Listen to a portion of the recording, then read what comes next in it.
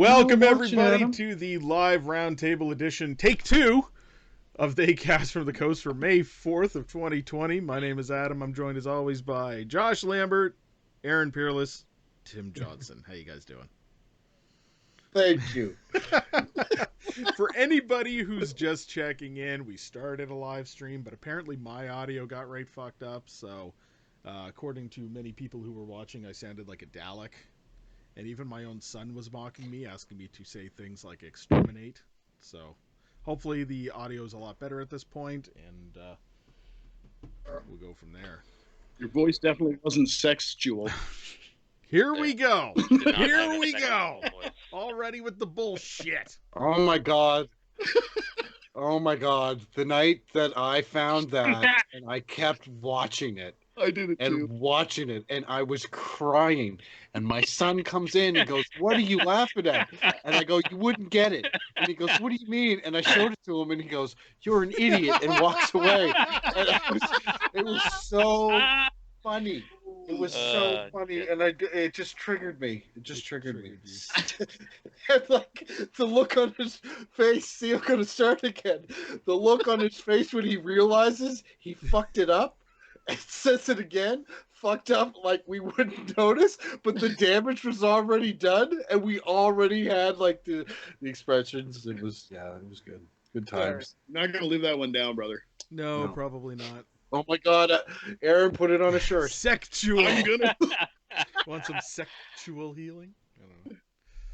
All right, guys, we're just gonna jump right into some topics for tonight because we've got a couple things to talk about, and we've got other things to record, by the way, later on, ladies and gentlemen. Oh, right. So, yeah. Topic number 1 of the night, ladies and gentlemen, let's discuss this. We have racist terrors and Lovecraftian monsters will collide in HBO's Lovecraft County. Trailer has been released. Did you guys see this thing? No. Oh, what is racist about Well, it? so a lot. So it basically takes back. It takes place in a time in the history of the United States where racism was alive, and for lack of a better description, today? Fuck. No, back in it looks Just like say it's it. back in like the 50s. Just say alive and well. That's what you like were going alive to say. and, It's a and horrible pretty much statement, socially but acceptable, for the time, so like the Yes. 1950s Yes. type of placeholder, right? Talking like the Deep South. And so this is a movie or a TV show. It's going to be a series. Jordan Peele was one of the producers on it, and it basically takes place like back in like the 50s. Has to do with in the Deep South, and like fucking weird, like I said, Lovecraftian monsters like start appearing and like hounding the townsfolk and stuff, and people start to like blame the black community by the looks of it for like some of like the disappearances and stuff, and it's weird. Lots of wicked visuals in the trailer, man. Like this is gonna be some top-notch shit when it comes out. Just looking at it on IMDb there, and it has 39 makeup artists and hair people. Jesus. So I've just been kind of skimming through it. It looks like they've got a lot of effects people in there too, right? So it based on that, it should be pretty decent. Yeah, for sure. Lots of money being put into this, right? So, I mean, That's why I like having Aaron here. I never would have thought to look there. Good point. so we'll keep him. Yeah, we'll keep him. Yeah. Good guy. Yeah. Good guy to have around. Keep him. Hey, I already made the name plaque. He's saying. Already did that shit. Nice. So definitely take a look, guys, and for anybody paying attention to the show here, take a look at the trailer that got released. Very impressive. The trailer, about 50% of the trailer is a little bit slow and just kind of puts together like the general location and like the mentality of the day that in which it takes place. But then all of a sudden it like kicks right off, and you see these fucking hunched over beasts like running through the woods. Looks pretty impressive looking. So I'm going to say it's something to look out for, especially because, once again, HBO's involved, so. I don't trust you. I was going to say, on your high hopes meter, how high are we talking here? This is... Okay, let's do the fucking high hopes meter, because this one has got me excited. I'm like half-masting with this one so far. Oh, This is boys, oh, probably. boys. We're at half mast after half-mast one after trailer. trailer. This is gonna be a disappointment. Oh fuck, It's Josh. I think we'll keep you. I think Yeah. this one. If I had to guess right now, I'm gonna say this is easily going to be a 7 out of 10. This show minimum. Hey, well, yeah, you do bring up a good point. HBO's involved for the majority of their shows. It's pretty good. Um, I'm still mad about Game of Thrones, so that's why I'm pretty good. But no, they put a huge budget into their stuff, and they're doing something about monsters, Lovecraftian monsters. Yeah, I'll check it out. Weirdly We're done. Sexual though. Sexual. Yeah. Some of that Lovecraftian. I wrote that down. 7 out of 10. Oh, you guys are That keeping way track of me Half now. mast. Half Back. mast. Be like, Adam, son of a bitch. You're gonna watch it and be like, I fucking hate you, Adam. This sucks. Yeah. All right. Just put a tape over your fucking. Okay, so Aaron, you are going to be the list. Like you're gonna keep track of this list. Okay. Got it right here. Yep. The You're gonna hard keep- cocometer. You got to write down the how hard- hard his bird was. Half mast. Half mast. Yeah, that's- put 'em back. Half mast. Quarter mast, half How hard mast, is full bird? mast. Oh, yeah. Fine. Moving on. Oh, Next fuck. fucking topic. The official Evil Dead 2 escape room is actually going to be selling tickets for an online experience in which you will be able to take control or remotely inform an employee of what you want them to do, and you're going to be able to perform the escape room experience over the internet due to COVID-19. So is this just because of COVID? Yes, at this point, because they're, Okay. I mean, an escape room experience, they're losing money right now. I mean, they're not open to the public or Absolutely. anything. So, from everything that I've read in the article, it looks like what they're going to be doing is they're going to be putting live streaming cameras on an employee. So you buy your tickets and you say, I want to do the room at this time. Like you pay for your slot, and it'll be like a maximum of 4 or 5 people in the room at the time, and they're all going to be employees with all cameras, and each person is going to be controlled by somebody who bought a ticket. And Kinda they're going to neat. basically give you the ability to watch, listen, and control and say, I want you to go over to that table and pick up that telephone and blah, blah, blah, blah, blah. Just like an escape room situation. But it's all based on the Evil Dead escape room. So do they have like a replica cabin they're doing it in? to my knowledge, it's it is. So here's the description for it. So the description is, once you book your game, you'll receive an email with links to character packs, player tips, etc. For the game itself, you get a strange email from your paranormal investigation group, the Gnostic Research of Occult Omens. Groovy. Or Occult Omens, Vampires, and Yetis.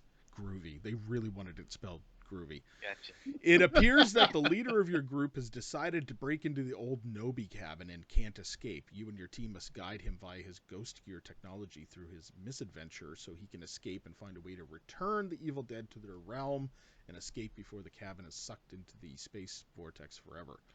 So there is actually, if you Google Evil Dead 2 official escape room, there are trailers that actually kind of give you some detail as to what it's going to look like. It's in Seattle. I'd totally do that IRL. I don't know if I'd do it. Yeah, over the internet, it's kind of weird. Yeah.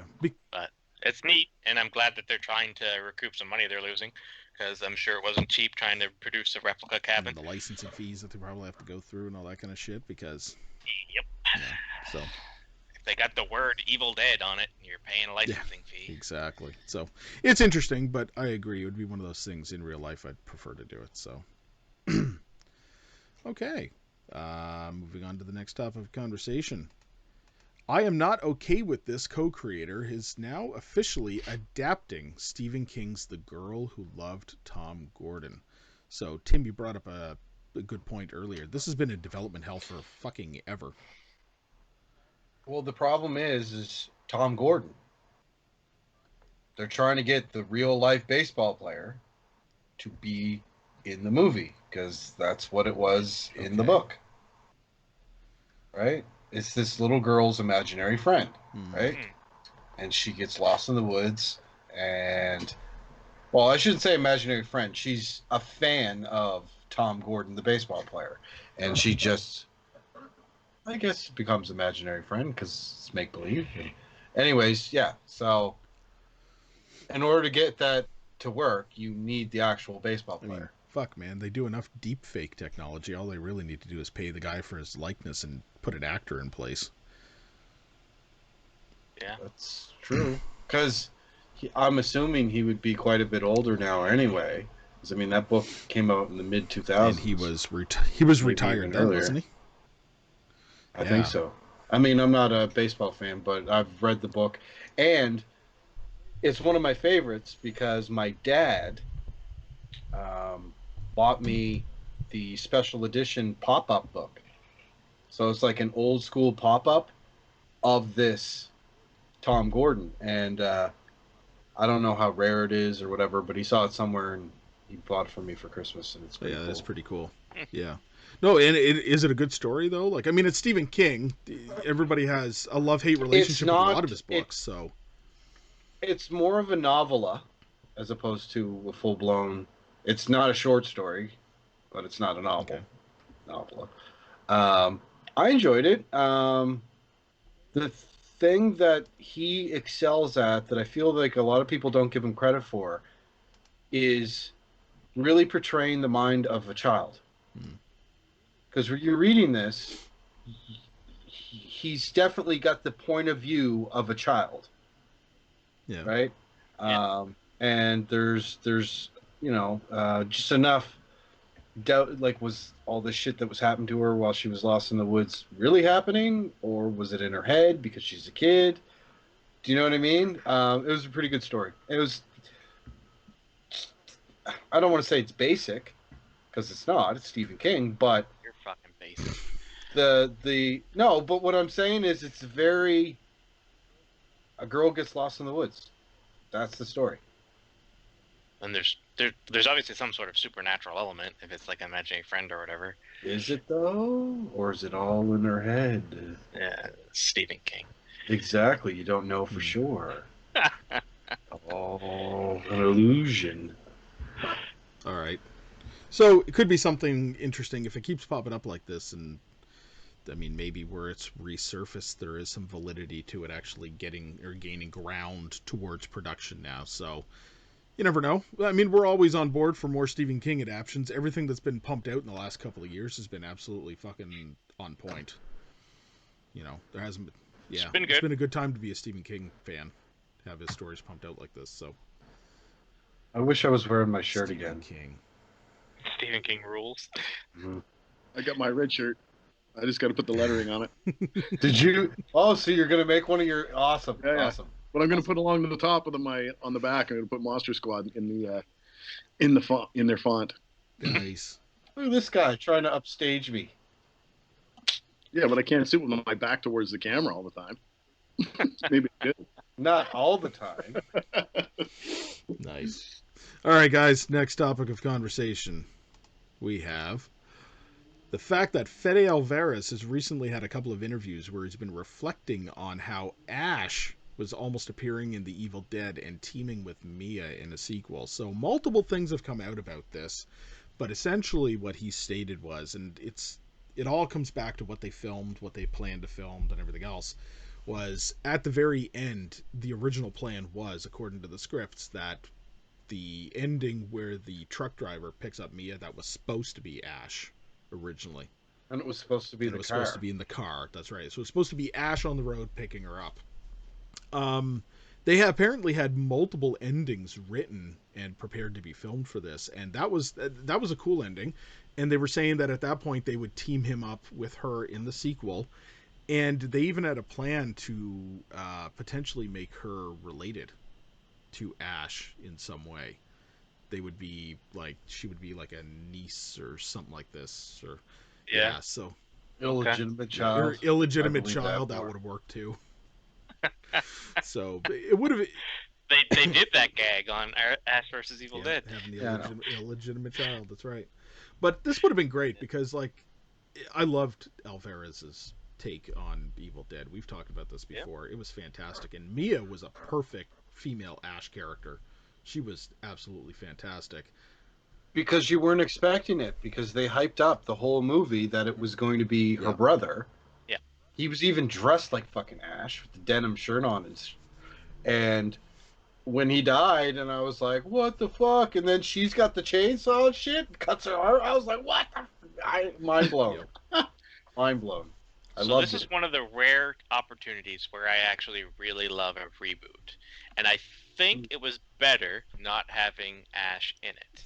Yes, 100%. I agree. 100%. 100%. But I love to that be it's its fair, own To be thing. fair. but to be fair, it wasn't really a reboot. No, it exists in the same universe. I fully, in my opinion, every piece of Evil Dead that has been printed, filmed, or even written exists because the Evil Dead makes it canon that multiple realities exist. Yep. So every ridiculous comic where Ash goes to save Obama or meets up with Xena, Warrior Princess, that exists in the canon of Evil Dead, in my opinion. Absolutely. And this was a great take on everything, and right down to, you know, sitting in the theater and watching her sitting on the friggin' Delta. You know what I mean? Like sitting right on the hood of the car. It was just like, yeah. Wasn't even expecting it, and it just kind of like washed over me. The fucking realization. I was like, That's this the isn't a fucking fucking sequel. This is a sequel. Yeah. Because it was half the car. Yep. Was it not? It was half the car, was it not? It was the No, whole the car, but it car was was up there. against Was the it? tree. Mhm. That's the That's reality in which Ash did not go to the past. That's reality in which Ash dies. Which would have been, you know, yeah, okay, yeah. Because the other thing that they had talked about too with all of this is that one of the alternate endings was when you look at the original Evil Dead, the ending assumes that Ash dies, right? Yeah. Comes right through the door at him. Ah, he's dead, right? It's the way that it is. That's where Where the the sequel sequel picks up, in picks my up. opinion. So the car is still there. Ash is dead. Everything that's happened has already happened. Presumably the Nobi's cleaned up, I guess, or the Deadites cleaned up. Yeah. I don't know. But And more yeah. shit happened and everything else.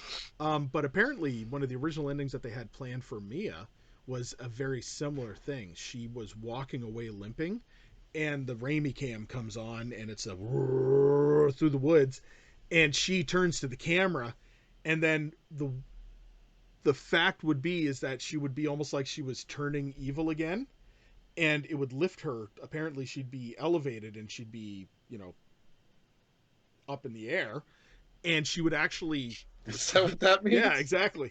But then they were actually Up they were in going the to actually air. have her explode, like dead. They were going to go fuck. absolutely fucking grotesque about it too, which is what Sam Raimi didn't want to show that in the original. He just wanted it to kind of be left up to your imagination. But Alvarez and them said, no, we want her to like she's going to fucking disappear, like just red mist, gross and blood and guts and everything else. She's gone. But they So were these filmed or just most of these were written. Parts of different things leading up to them apparently were filmed, or different scenes that would have fallen into them were filmed, but not the entire things. But apparently Sam Raimi himself said, no, don't kill her. He actually disagreed with it. He said, no, don't kill her. I don't agree with that. And they said, well, that's what you did to Ash in the first one. And he said, I really didn't give a fuck. Apparently they assumed that they weren't going to make another movie, obviously, at the time, right? They didn't know what they were going to do. No, none So of he them wanted did. to leave it as a bleak ending, right? And Yeah. you know, much respect to that fact, but that's what they wanted to do, was give in like an honorary situation to that, and it just didn't work out. Sam Raimi opposed. He just didn't want them to kill her off because he wanted to utilize her down the road for another project, probably. Potentially. Or maybe Jane Levi is adorable and shouldn't fucking die anyway. Yeah, okay. She was also great in Don't Breathe. I was surprised. Like that was pretty good. So nice. Well, if Or there's be any surprised. She's a film talented people- actress. She is. Piece of shit. there's aspiring film people out there, then don't. If you think your movie's not going to do well, don't write your star out of it. Keep it going, because you never know. Could be a cult classic later It's true. on. It's very true. And then then 40 years later, you know, someone's knocking at your door looking for rights. Yeah, exactly. Make fucking board games. board and games, fucking people Yep. over. T-shirt. Fucking escape rooms and shit. Nice. Next topic of conversation, guys. This one's kind of falls into the whole realm of what we talked about before with gateway horror. But Goosebumps is coming back with another live action television series. I had to put this on here because, I mean, let's face it, you know, most of us would have grown up with Goosebumps in the 90s, you know, being kind of like an after-school horror thing that we could kind of enjoy. It wasn't necessarily horror. Oh, right. You guys are younger than By me. like That's a right. couple Well, of years I at the think most. Aaron's a little older, but Yeah, absolutely. Goosebumps. Are You Afraid of the Yes. Dark? I didn't That's, watch that that's stuff. entry level I was horror, a- absolutely. I was doing stuff that I shouldn't have been doing. And Yeah, that I shit was watching on. shit I shouldn't have been watching too, but I enjoyed this stuff, like Goosebumps and Are You Afraid of No, I wasn't watching fucking Goosebumps. I was out drinking and getting high. I've Jeez. never seen Goosebumps either. Well, I Well, mean, Me and yeah, Adam we did. seen it. What year were you, Aaron? What year were you born? 77. Yeah, I'm 79. So Oh, okay. yeah, we were doing that shit. Wow, 'cause, Right. I was young enough to be watching. I don't know about Adam. I don't know what his I deal was. mean, Like 40 years old watching I'm Goosebumps. not 40 yet. I'm 38. Shut up. Shut up. No, it was. I enjoyed it. It was good. It was fun to have something on TV that was, you know, kind of like you had Tales from the Crypt in the evening, which was amazing. But then, you know, the after school special Goosebumps was like something to kind of wet the palate until Tales from the Crypt or something else was on that you'd watch. Like, it was fun that way. There were some fucking creepy Goosebumps. Don't Oh, man, even. there were. Yeah. Some of that shit was Yeah. good. That one with the mask. That one with the Yeah. mask. I Always love that. freaked me out. Absolutely. Always I had freaked me- both those specials recorded on one tape. We used to watch it every Halloween. So Goosebumps is coming back, You wanna- live action TV series, and the big thing with this is that the popularity is probably coming back from things like Scary Stories to Tell in the Dark, and R.L. Stein's been preparing to write a couple of new story series with we had talked about this before. I think the Garbage Pail Kids and a couple of other things that he's working on. So Yeah. he's kicking back up. It's probably time to pay the rent. Somebody's licensing it, and there we go. So. Well, it's Doing just the like fucking- Hellraiser. You got to do something with the property, or you're gonna lose That's it. right. Okay. I don't think the Jack Black film did very well. They weren't bad, but they were a little too childish. Like they Did you watch it, did. Adam? You watched it after the Teletubbies. Those Teletubbies are fucking freaky.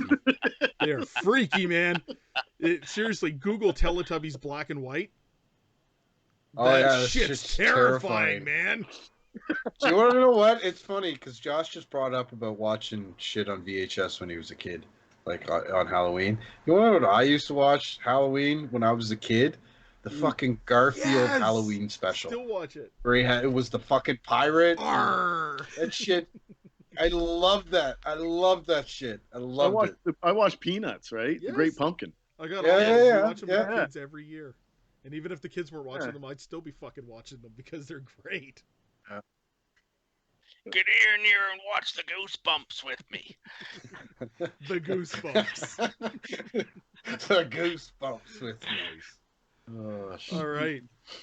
Man, that doll that came to life, Sappy. The toys coming to life scared me as a kid. Yeah, we've had this story a couple of times. So Slappy came to life, and Josh is fucking like, Yeah. nope, done. Not even looking at it. Done. I'm I'm out. Tapping out. Put on fucking Nightmare Before Elm Street. Friday the 13th. I'll watch someone get slashed to bits. Nope, just no fucking live action dolls. Okay. All right, next topic of conversation. Starting May 9th, a 24/7 full week-long live stream from the Real Conjuring House will be online. Now, this intrigued the shit out of me when it first came up as a topic because they didn't really talk a lot about it, just saying it's going to be a live stream. And the reason being is because the new owners of the house, who have lived there for about a year now, apparently, they have been experiencing some freaky ass shit. And they've been recording some of it themselves, and they've been trying to document some things that have happened. Shit being thrown around, doors being slammed on them, all kinds of stuff. But apparently they're setting this all up because it's almost like there are certain times when like activity gets really fucking huge on them. So Adam's very animated with his hands tonight. Do you notice that? I don't know if it's because of the gloves. I'm really noticing the gloves, but he's very handsy tonight. Do you Very guys notice handsy this? tonight, gentlemen. Mm. All right. I'm sorry. Sexual. I'm sorry. So I was intrigued by this at first, but apparently the group that's setting up the live streams, it's like a paranormal radio station type of group, or web series type of group. You got to buy tickets to basically get access to it. So it's interesting, but like if the ticket's like, 15-20 bucks for a week of being able to live stream this thing and check in on it, I might do it just to say, I was watching, the live streams from the house, and if I saw anything. Here's my problem with this. I love the idea that this place is haunted as fuck and that stuff happens. What's going to happen is they're going to stage a bunch of stuff and put it on stream, and that's going to ruin that whole idea for me. If that does in fact happen, then, shame on them and pieces of shit for doing it. But well, why do you think they're charging to watch it? Because they intend on things happening that they're going to produce happening. You got a point, because what would be the worst thing if it was all true live streams where they didn't interject anything? You pay your money and nothing fucking happens. There'd be tons of complaints and I paid good money for this and I didn't see shit, and you guys are all full of shit. There's no hauntings. This is that's going to be a cash cow, unfortunately. I think. True enough. But it intrigues me. It intrigues me nonetheless, because the video footage that is out there of shit happening to the family is there, and it looks pretty fucking creepy. So you never know. But the house itself, it's an interesting house. Like, it's a nice house for what it is. It's old. It really is old, and structurally from the outside, it looks like nothing like it looks on the inside. From the outside, it looks like an old weathered barn, basically. And on the inside, it's, somewhat updated and pretty nice. And, I live in a house that was built in 1902, so, I can kind of appreciate the old woodwork and stuff like that myself. So, but it's interesting. It's interesting. Next topic of conversation we have trick or treats. Oh, no. The next topic of conversation, I have them in the wrong order. Nightmare on Elm Street, the remake, is now 10 years old, or as the topic was given to me, it's been 10 years since Samuel Bayer ruined Wes Craven's Nightmare on Elm Street. Well, to be fair, Nightmare on Elm Street was kind of ruined well before that. I'll agree with that. I'll agree yes. with that. No. Yes. Garbage sequels make the series. No, it doesn't. Yeah. I'm sorry that you have this obsession with shitty cinema. Okay. Jason going to space makes the series that much better. No, it doesn't. The Leprechaun going to the hood not once but twice makes the series that much better. Wow, Josh. It keeps film crews busy, right? And affects people busy, so I'm all for it.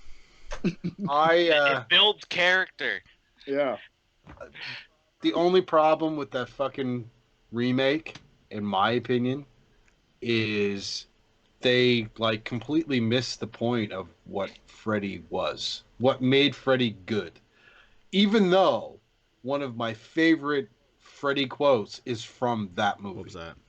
Where the girl's crying or whatever, and he's like, "Why are you crying? I didn't cut you yet." Fucking love that. That's creepy as fuck. I love it. But I don't know. It should have. I don't know.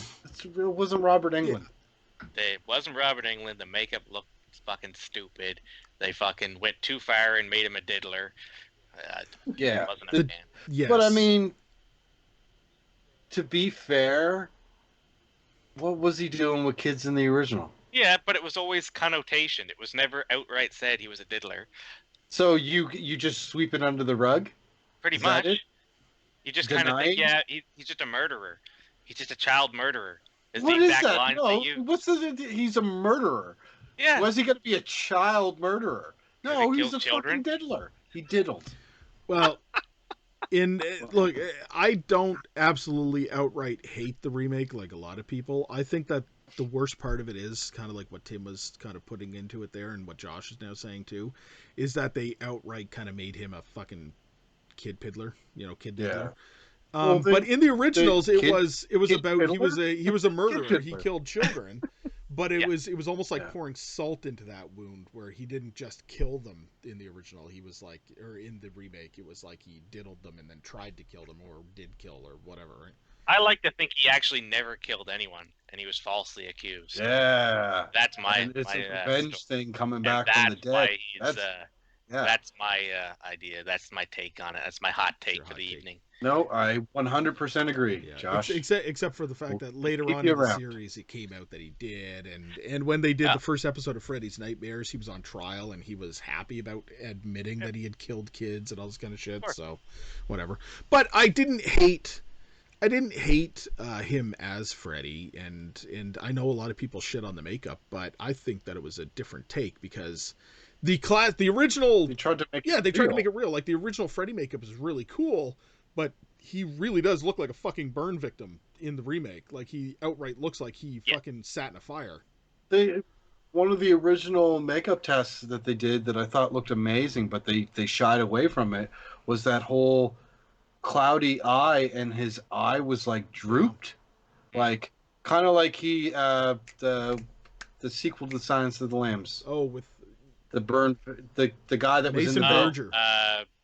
Yeah. Berger, Yeah. yeah. he looked like him, like that eye, which looked terrifying. But they had to bring it back because it didn't look like Freddy Krueger, even when he had the hat on and the fucking sweater.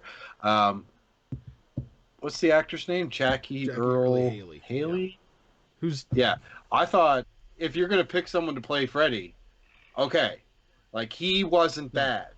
Yeah. It was everything else, and I mean, the special effects were good. It wasn't corny, I guess. But I mean, No, it was. If anything, it was not corny enough. Like it was considered a much darker telling of the 100%. story, right? They just needed to bring it up. There's a couple things they needed to do to improve on it. They just didn't get the character of Freddy Krueger, in my opinion. I think Scary Terry gave him a good run for his money. Oh, bitch! Terry. You're gonna die, bitch. My favorite was, "You say bitch a lot," or when they give him the pants. Bitch! Oh, fuck! I love that. I actually watched the Nightmare on Elm Street remake in the theaters. I was traveling the day that it came out, and I had gotten off of a plane trip, and I had nothing to do for like the rest of the afternoon. It was an early morning flight, so I just headed over to the local theater. But it was like rolling blackouts. It was in Virginia, so they had like rolling blackouts from the weather that day. So we're right in the middle, and it's the scene where the fucking glove comes up in the water, and it was like me and like a bunch of teenagers down in the front, and like as soon as the fucking glove comes up, rolling blackout happens, and all I could hear was just fucking screams.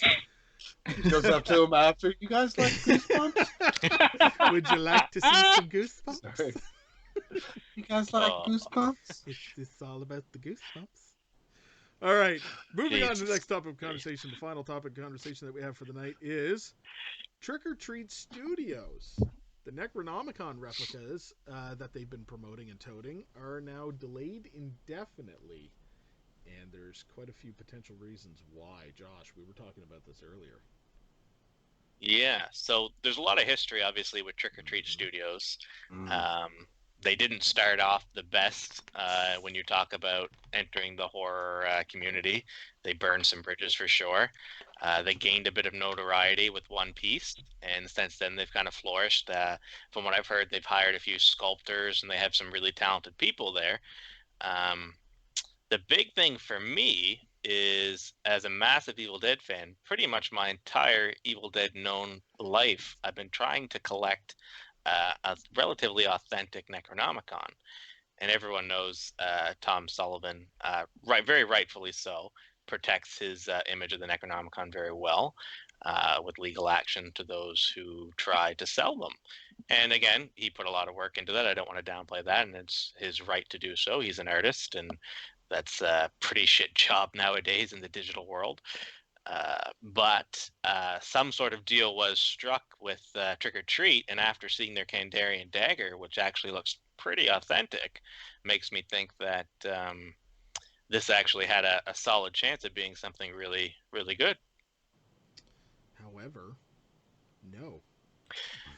However, it's been delayed, and it has the curse of the Jasco game, I think. Potentially. So Some people are talking about that being the next Evil Dead Crisis, with a lot of people that had this similar mentality of, okay, this one, it has Tom's pages, so it obviously has his stamp of approval of some form, and they pre-ordered a shitload. And they keep getting the runaround when you message Trick or Treat. They tell you, oh, yeah, you know, this, that. And I guess it started being rumors of delayed before COVID, and now they're using COVID as a kind of catch-all scapegoat. well, the interesting thing will be, and knowing how Trick or Treat Studio works and the bridges that they've burned in the community and everything else involved, they don't get a lot of support and love through the website selling direct to people because of the fiasco that happened with the 2018 Halloween mask. It basically, Right. what happened was they did a whole bunch of pre-orders, and they had the rights and the licensing to it, so people started buying it, pre-ordering it from the website. However, they got the contract to supply for like Spirit Halloween and a bunch of pop-up shops in the United States and Canada, and they used all the pre-order money to basically put the stock in the stores, and then delayed getting everybody who had pre-ordered before that their masks. So all of these people were like, well, fuck it, I'm just going to go down to the fucking local Spirit Halloween, buy it, and cancel my fucking order with them directly because they'll just give me my money back. And so that's what a lot of people were doing. So nobody really wanted to trust them with anything pre-ordered anymore. That became quite clear. But then a couple of people who did keep their pre-orders, they brought both masks, and they actually started seeing that there was a massive quality difference too. So I was going to bring that up if yeah, you so didn't. the mass produced ones that were going out to like Spirit Halloween, they were shoddier. The paint jobs were really kind of garbage on it, and they had a lot of defects in the masks. But the ones that had come from the pre-orders, even though they were delayed, it's almost like there was a little bit more care to them. Well, it's more their reputation on the line when you order directly. When you're dealing with the main distributor like that, you can almost push it off and say, you know, that's just the retail version. This one here, hand painted, high The quality, you collector's ordered from version. us, right? And to a degree, I don't necessarily disagree with that, but when you're shady about it is the issue, and Yeah, that's and see the exactly what problem with happened. that mask. The problem with that mask was it was a really good sculpt, but Yeah. there was all rumors that they stole the sculpt, and um, I had where was I? I think it was probably Spirit this year or this previous Halloween. I was there with Andrew. Andrew's 6'5". Okay, he's a big dude, and he has a 78 Myers mask, fits him perfectly, right? Like it's just the right amount of give. It's not tight on his face. It looks the way it's supposed to look. We couldn't even get it on my head. This fucking 2018 mask. They made it too small. It was crap. The wig sucked. Like, and they wanted like $80, $80, $90 for it. And it's like, Yeah, but no. and Sloshed out latex in a mold is like not even $10. So, Yeah. and if they don't run it right and they don't get the air bubbles out and things like that, you got rip, places that it's going to rip easy, trying to get over your head. And, what I don't understand is if you're paying good money for a good replica, punch some of the hair in if it's going to be punched. Like if it's supposed to look like a mask with a wig glued on, okay, fine. But punch some of the hair in the front to get rid of that edge so it combs back nicely, Yeah. so it blends out nicely, right? That's care and quality when you're I always look at that kind of thing when I'm looking at a mask or looking to do a mask for somebody, right? So well, and I mean, the thing Absolutely. is the original Myers mask had that hair punched in, did it not? Yeah. So, Yeah. I think it did, yeah. I I think think it it did did. too. A lot of the replicas won't punch though. They're laid and glued and layered. But yeah, I think the original did have a Yeah, punching. punching takes a long time, but if you have a, you know, 2 or 3 people punching hair into your masks, I mean, people are gonna they'll wait for the quality. They'll wait for it, and they'll be like, "Whoa, look The at this!" issue Right? is they're putting out mass orders to these Halloween Yeah. stores, right? That's the big So issue. yeah, They're September looking rolls for, around and they're saying, "Oh fuck, we gotta get 80,000 masks out, right?" Me and Tim went to a spirit it wasn't a spirit Halloween, it was a glow party store, the one in Barry's Lake there, and we seen one of the Trick or Treat Studios Halloween 2 masks there, and it was damaged goods, and it was like on for like half price, and Tim puts it on, and the reason it was damaged goods is because a bunch of the hair was coming off at the top, and it basically looked like it was fucking receding hairline, balding and shit. It was like old man Myers. It was fucking hilarious. I would have bought it if I had the extra money. Nursing is stressful, man. And see, the thing is that I almost bought that mask. Mm. That fucking because Well, the you could just skull. punch some hair in. Yeah, but I was like, that's too much. Yeah. bring it Because down. I think Some hair. they still wanted like $60 for it or whatever, but still. Somewhere in there. But Wow. the last thing I'll Yeah. say about Trick or Treat Studios is that the other thing that people are finding is that they lied about the sculpt with the 2018 mask too. So they claim that when they got the rights to it, that they actually poured and took from the original mold. They didn't sculpt it. They took from the original mold a copy so that they could replicate it. No fucking way. There's no fucking way they did that. Even the effects artist himself who did the fucking mask is like, no, they did not. So if anything, They filled the mask that they bought from Buddy with fucking foam and then made a and cast. it's already shrunk in latex at that point, because when you pour a mask into a mold, the latex shrinks off of it a certain percentage. So if you film fill that and make a cast of that and then pour latex into that cast, that's going to be even shrunk even further. So there's a good chance that that's exactly what they did. They got a Is that true, Aaron? Is that true? Is she speaking right? Well, yeah. The I'm just kidding, Adam. I'm just kidding. like latex mask. There's a different latexes you can use. A lot of latex is used for, you know, you have latexes for the skin, and then you have latex for masks, and you have different spinning latexes that are a lot thinner, and for other things, if you're doing like a severed head or whatever. So yeah, the RD407 that I use it shrinks just a little bit, but if you have a mold that you can put some AB foam in or whatever, that'll expand and push that latex back out again, right? But it's still working against itself. So you can end up with some wrinkling and things like that if you're not careful. Yeah. So yeah, there is definitely any latex that you get once it dries, it definitely has a percentage that it shrinks. So yeah. And it's funny too, because there's a bunch of people that I've watched tutorials of them overhauling their Trick or Treat mask and like repainting it. Like the sculpt is there, and they refix the hair and stuff like that. But it's like, if I'm going to spend all this money on a mask, I want it to look good when I buy it. Like I don't want to. Same thing with the. I love DIY. Like I love doing shit over and like modding it and fixing it and stuff. But if I'm spending that much money on a Michael Myers mask, I want it to look like Michael Myers when I buy it. Mm-hmm.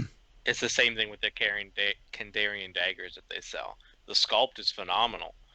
It's probably a cast of Tom Sullivan's actual dagger, but the actual paint job on it, I can do a better job. Nice. Yeah. I don't know. I've tried in the past, like long time ago, maybe right after school or whatever, to try and fill, just out of my own curiosity, try and fill a latex mask and run a mold off of a latex mask just to see if it would distort or whatever. And I could never, you could never get it right. It was always, it didn't look right. You lose it just detail, didn't look right. things, Yeah, it just, yeah. I mean, if you had something solid, you know, or, you know, like a silicone or something that you could run it off of, it would be a lot better. But yeah, you're better just to sculpt it. Yeah, get it fresh, start from the new. So Yeah. Okay, guys, that's all that we have for the general topics of the night. So open conversation, leaving the table. Anything you guys want to talk about? Tim, I see your hand going up. Okay. Just to follow up with what I was bitching about last Monday with the leak of The Last of Us. Last week it was reported that it was a disgruntled employee, but it wasn't. It was they were hacked. Ooh. They were legit hacked. Yeah. Now this is what it's coming out. This is not gospel. This is not the end all to be all, but there's some reliable sources saying that it was hacks. Um, Unidentified hackers appear to have been responsible for the massive leak of The Last of Us 2 months ahead of the game's release, according to multiple reports. In late April, key spoiler filled plot points and level details from Last of Us Part 2 were posted on YouTube, revealing much of the story from Naughty Dog's upcoming PlayStation 4 game. On Saturday, a Twitter user who goes by the name of PixelButts posted information pointing to how the leak happened, saying that hackers took advantage of a vulnerability in the game code from the original Last of Us to access and download server data.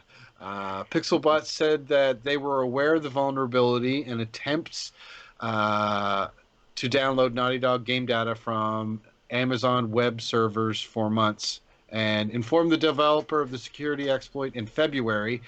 And then right after that, someone else found out about it, or a group of people found out about it, got it, and leaked it. My bullshit detector's Yeah, going that, off. that sounds weird. That's what I said. Yes, but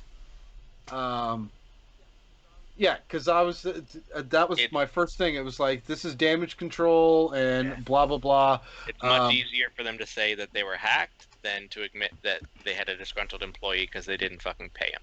Yeah, but the thing is it came out that apparently not only have everybody been paid, but they got paid even more. Like these records, so they said that if anybody was disgruntled, it wasn't over their pay.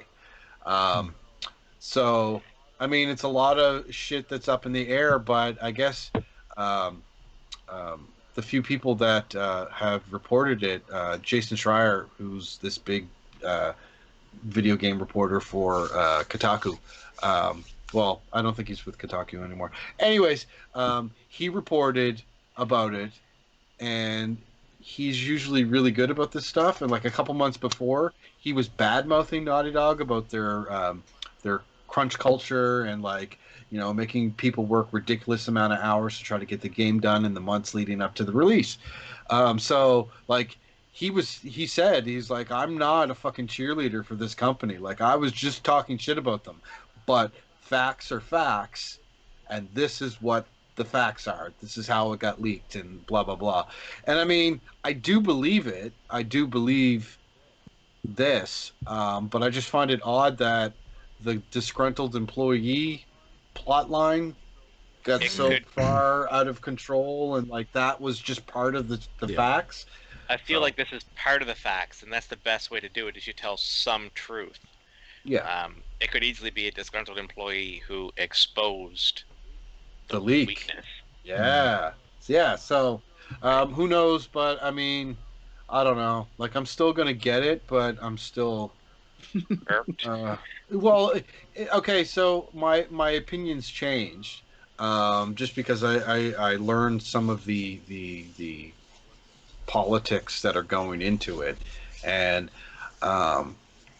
you know, there's issues that people are having with the fact that you know, issues about lesbians and issues about transgender and all these things that people are missing the point. Like, a good story is a good story. I don't give a fuck who they are, what they're.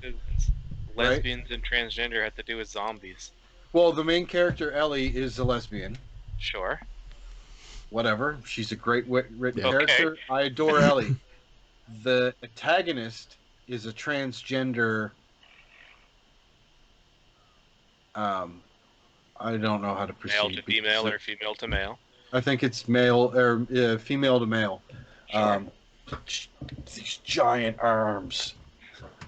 Yeah, like I wouldn't fight Abby. I wouldn't fight Abby. Anyways, so everybody's going on about this, like, agenda that Naughty Dog has about this thing and that thing, and it's like, if the story sucks, the story sucks. It doesn't matter if it's fucking lesbians, transgender, white people, black people, Asian. Like, who gives a fuck? A good written character is a good written character. I don't. Right. You know what I mean? Like, if you can a well-written, you can sympathize and empathize with a well-written character. It doesn't 100%. matter, right? Yeah. So that's where my rationale is, and it just seems like they made these decisions just to further an agenda. Like, the character didn't need to be transgender, but we'll do it anyway because it'll appeal to more people. And that's what people are sour about? Yeah, that's what people are sour about. I'm just mad because I don't care about all that stuff. I really don't. It just seems the story is just meh. Like, it's just really like you wrote and directed and produced this amazing first game, and that's what you came up with in the 7 years since, right? So, yeah, and I mean, I saw the spoilers. I'm not about to say them now because I'm not an asshole, but Thank you. oh no, well, yeah, like I if you got scot-free without knowing anything about what was leaked, Aaron, I'm you Scott were Free. an internet ninja. Yeah, well, yeah. Because people are literally like, they're posting shit on stuff that has nothing to do with it. Like, there was this big game reveal for Assassin's Creed, the new Valhalla. Assassin's Creed game, Valhalla, and Yeah. people in the chat were posting the spoilers for The Last of Us. Yeah, Dirty bastards. yeah. I So- can't lie. When I first saw that latest not the latest Star Wars, but the one before that, and I was playing World of Warcraft, and some guy was being a dick, I messaged him. I was like, "Guess what? Han Solo dies." Oh man, Serves him right. serves him right. Han Solo dies. All right, guys, we got to wrap this up tonight. We got some other things on the go, so thank you everybody for tuning in and checking out the live roundtable. Yes, I'm done. Tim's done. Tim's I'm bitching kidding. done. I am done. Thank you everybody for tuning in and Done. checking out the live roundtable edition for May the 4th. So May the 4th be with you, everybody. And thanks for once again liking. What are you? I won't do it. I want to do doing, it. Tim? Continue, Adam. Fine. Thank you for checking us out. Thanks, Tim. Checking us out on Facebook, The Misunderstood Art Company. Like and subscribe to us there, and join the discussion group. Also, like and subscribe to our YouTube page, Misunderstood Art Company. Misunderstood Art Company. Oh, this is going great. Holy This mackerel. episode will be released on all the Misunderstood. major podcasting platforms that we provide episodes for. That includes Spotify, iTunes, Google Play as well. And don't forget, we also have a Patreon account set up. So open up your hearts and your wallets. And until next time, Josh, May the 4th be with you, folks. Aaron, I gotta go with it. May the 4th be and with you. Tim. You thought I was going to say something, but I didn't. No. Happy Star Wars Day. Stay spooky. Stay in your fucking house. Have Good a good night, everybody.